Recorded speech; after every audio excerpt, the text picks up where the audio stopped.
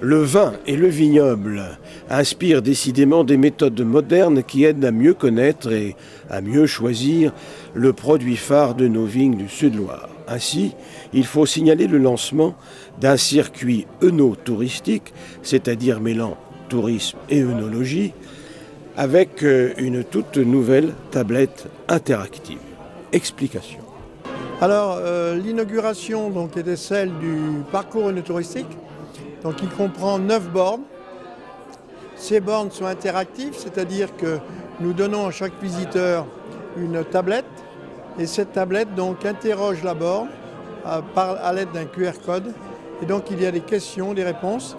Et donc au bout des 9 bornes, nous regroupons les tablettes et il y a des jeux, des concours derrière.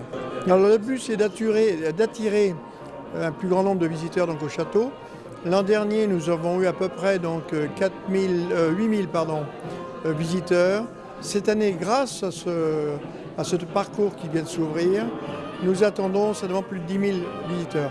Le but, c'est de les faire venir. Bien sûr, ils dégustent nos vins ici. On est dans la cave ici.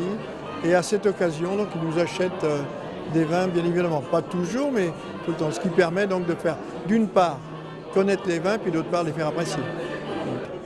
C'est le côté ludique. Et le côté, je dirais, actuel, puisqu'en fait, ça nous évite également d'avoir un guide. Parce que sinon, autrement, il faudrait un guide pour les accompagner. Là, on leur fournit les tablettes et les bornes. Ils circulent tout seuls et ils nous rendent donc les tablettes à l'arrivée. Ce qui fait qu'à la fois pour eux, c'est une grande liberté, puis pour nous, donc, c'est moins de contraintes. Alors l'inauguration, oui, le parcours se termine par une dégustation.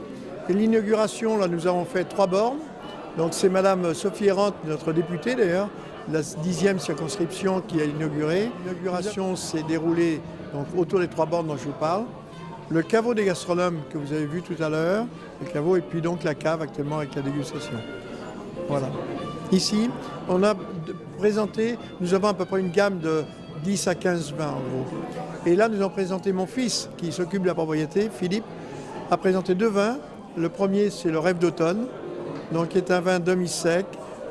C'est un vin qui se boit en apéritif, avec un foie gras poêlé, par exemple, c'est délicieux, avec également des fromages, ça peut se présenter. Et le deuxième vin, c'est une méthode traditionnelle, c'est-à-dire exactement préparé, mais à la propriété, avec donc comme le champagne, c'est-à-dire double fermentation intérieure. Nous tournons les bouteilles tous les jours d'un quart de tour, comme les champenois. Nous, c'est manuel pour l'instant, les champenois, donc c'est mécanique. Donc là, je suis à côté d'une des bornes interactives qui constitue dans le parcours des 9 bornes autour de la propriété. En fait. Cette borne-là, en fait, elle présente les dépendances du château, qui date de 1943, et c'est un clin d'œil également au Clissonnet. Donc pourquoi on dit borne interactive? Parce qu'en fait, on met à disposition une dizaine de tablettes, des tablettes avec flashcode, et en fait, on joue, on flashcode la petite borne, et là après on a un quiz sur lequel il y a des questions, et à la fin des 9 bornes qui représentent à peu près une trentaine de questions, on a le classement par rapport à l'ensemble des participants, et généralement le score est donné dans les chais accompagné d'une dégustation de nos vins. Voilà. C'est un moyen de faire découvrir le vignoble nantais de façon différente, de façon ludique, et puis assez innovante avec ces bornes interactives. Est-ce que vous pouvez parler rapidement, très succinctement, de l'histoire de ce château? Le château donc, a une belle histoire, il date de 1601. Donc c'est c'est un vieux monsieur ou une vieille dame, ça dépend des cas. Depuis cette date, donc, il y a eu des événements heureux, malheureux, bien évidemment. Les plus marquants, ça a été juste après la Révolution, lors des guerres de Vendée.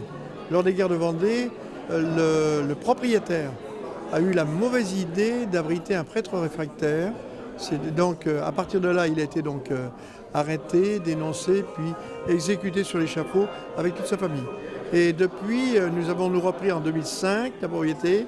Nous l'avons acheté à la famille Donatien Bayot, que je remercie au passage, c'est vraiment des gens extraordinaires. Et donc depuis 2005, nous faisons justement, la propriété a 2 activités. La première, c'est le vin, et la seconde, donc, c'est l'œnotourisme avec les réceptions, comme vous pouvez le voir. Une initiative créée au lieu-dit de la Casse-Michère à la Chapelle-Lin.